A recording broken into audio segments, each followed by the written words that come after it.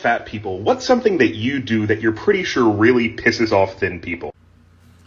An experience I have pretty regularly is that when I'm out and about in the city and let's say at a crosswalk and I'm waiting for the light to change, it happens pretty often that a skinny person will walk in front of me expecting me to move very slowly.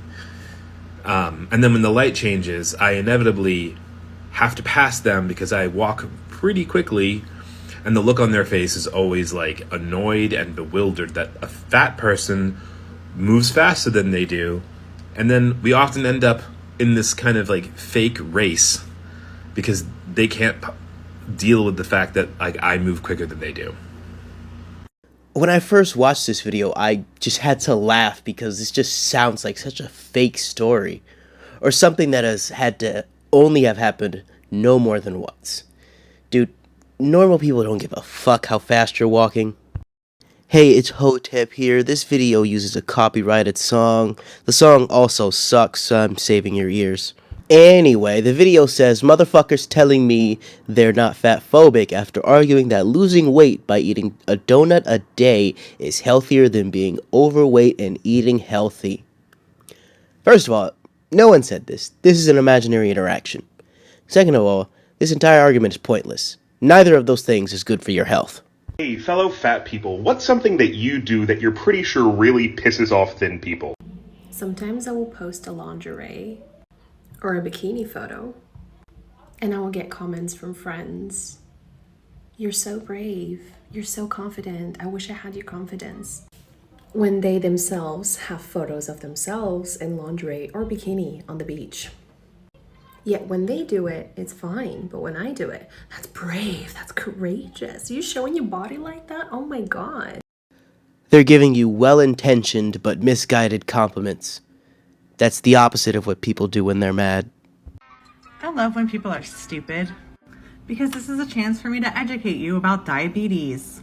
It's a very common joke that all fat people have diabetes. Common amongst who? In general, it's understood that obesity increases the risk for diabetes. It doesn't guarantee it. Which is not true, but it's also okay if fat people have diabetes. Thin and fat people have the exact same rate of developing diabetes, type 1 or type 2. Yeah, no they don't. This is a blatant lie. In a previous video, I had mentioned this 2021 study that took a group of 1,200 adults who had never been tested for type 2 diabetes. Now, if what she's saying is true, the proportion of people with a normal BMI and proportion of people with an obese BMI who have diabetes should be the same, but that is not what the research found.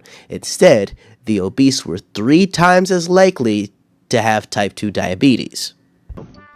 And for both type 1 and 2, it's mostly based off your genetic factors.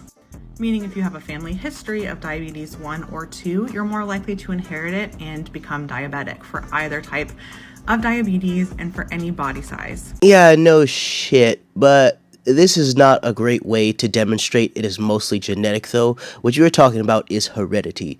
A trait being highly heritable does not automatically mean it's highly genetic. For example, music taste is highly heritable, but it's weakly genetic, if at all, as demonstrated by the fact that different ethnic groups in different environments have different taste in music. We see the same thing with type 2 diabetes. This study by Yoneda and others published in 2016 noted that the rates of type 2 diabetes were higher in Japanese Americans compared to those still in Japan, despite being genetically the same population. It is a myth that diabetes affects fat people significantly more than their thinner counterparts. Either they changed the definition of the word myth, or you pulled this piece of information from your colon. According to this 2017 Norwegian study, obese people who exercise less than 1 time a week are 17 times more likely to have diabetes than normal weight, highly active people, and obese people who are highly active are 13 times more likely. In fact, highly active obese individuals, according to this study, were 5.6 times more likely to have diabetes than a normal weight person who exercised less than 1 time a week. So this isn't a myth. But this joke still persists in our culture. There's nothing shameful about having diabetes. There's nothing shameful about having any kind of disease or disorder. 6 out of 10 Americans have a chronic condition. It's not embarrassing. It's pretty normal. But, haha, real funny joke. You know, I don't think it's shameful at all. But I have a feeling you do. Why else would you feel the need to just make up nonsense about type 2 diabetes and its relationship to obesity? Could it be that you fear the consequences of your own actions? Is being fat bad for you? Yes. Now that I've answered your question, surely you have nothing else to say, especially something contrary to damn near a millennia of scientific research. I want to be clear. I'm never going to make the argument that having more body fat is a net positive for your physical health. What I do suggest is that the relation between body fat and health is a little bit more complex than this one-to-one relation it normally gets painted as. For example, if we knew that people with red hair had worse health outcomes than people with other hair colors, we wouldn't just tell people to dye their hair. Incorrect. If we had sufficient evidence that being redheaded was bad for your physical health, and that changing your hair improved physical health, then it would be unwise for us not to suggest people dye their hair. Facts are facts, no matter how absurd you think they sound. If a large body of evidence presented itself suggesting eating macadamia nuts while in a handstand cured colon cancer, then it is our obligation as a rational person to go where the evidence leads, not our feelings. We'd ask, well, what's going on with people with red hair? And the thing with fatness is that we know that people are treated differently when they live in larger bodies, usually in a negative way, which causes stress, which has negative health outcomes. Fat people are also more likely to be poor, which has negative health outcomes. Many fat people are also less inclined to go to see health practitioners because of the mistreatment that most fat people get at doctors' offices. So it's my belief that telling people to just lose weight is an oversimplification of a greater problem. Not denying that poverty and stress don't impact our health, but let's look at some facts real quick. One of the most common diseases in the obese is type 2 diabetes. Here in the US, about 30% of overweight and obese people have type 2 diabetes. Is it possible that stress from things such as poverty plays a role? Yes. Does the evidence we have suggest it plays a bigger role than obesity? Absolutely not. The second poorest country on the planet is the Central African Republic. In this country, 79% of the population lives in poverty, and 40% of children under 5 are malnourished. You want to know how much of the population has type 2 diabetes? 5.7%. Are fat Americans that stressed? I'm not even going to ask, are you that poor, because that's insulting to even entertain. Half of the children in this country are malnourished, but you want to talk about stress. If it was really stress, this country would blow America out of the water when it comes to diabetes, but they don't. So often, like you said, we have people being like, well, I'm only caring about their health. You are stopping at physical health, which is a myth by itself. A myth? It is well established at this point by a body of scientific evidence that obesity leads to poor health outcomes. But that's not what I want to focus on right now. Let's talk about mental health. When we are dealing with obesity, we aren't just dealing with excess stored energy. This is extra hormonally active tissue. This is tissue that excretes cytokines.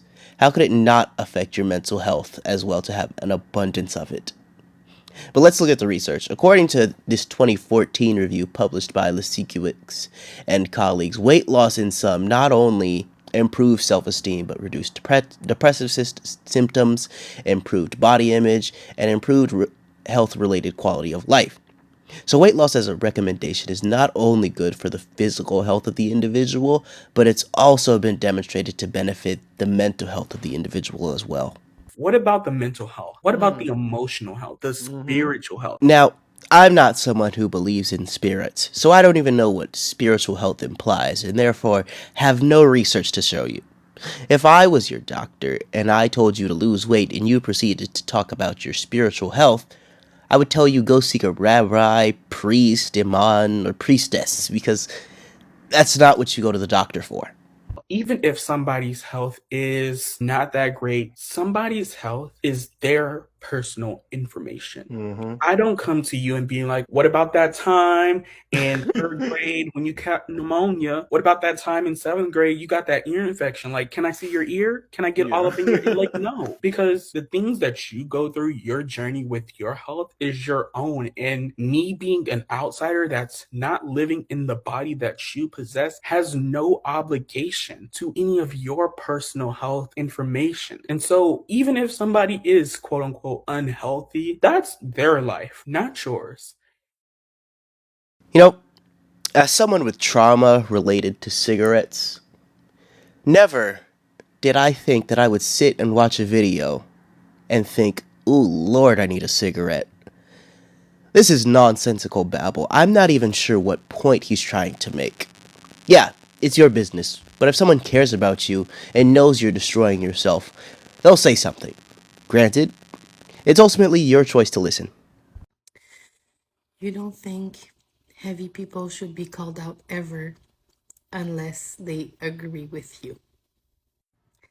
Because you left tons of comments on that video and even on one of my video calling out fat people with data that are not even sourced. You say it's irresponsible to say misleading information, and I agree with you on that.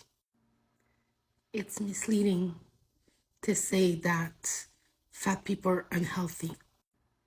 It's irresponsible to harass fat content creators. In all of your comments, you are either arrogant, disrespectful, or uneducated. And despite fat people giving you the real information, you decide to invalidate our experience. If you want to know more about health and weight, I strongly suggest that you go on the website Health at Every Size, or that you Google studies that show that your weight is not an indication of your health. You can't judge someone's health simply by how they look. You can't judge someone's lifestyle solely on their weight. We are giving you a chance to do better and learn. Take advantage of it before you go comment on another plus size content creator, especially if you are crossing their boundaries multiple times. Have the day you deserve. I decided to let this video play in its entirety because I wanted you to all to see it uninterrupted. This is confirmation bias taken to its extreme. These people have come right out and told us they are not looking at the data objectively. They are using a lens. This is cultic.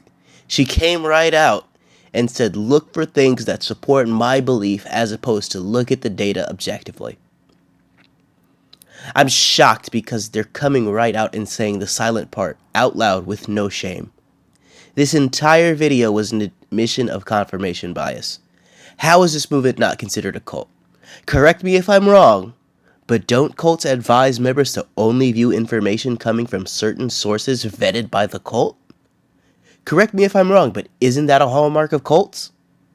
Hey y'all, sorry for taking a little break. I do have COVID as of the time of recording this video. I decided to just take a little break and focus on getting better. I'm getting better and I should be back in the world soon. Thank you all for the well wishes and I'll catch you on the flip.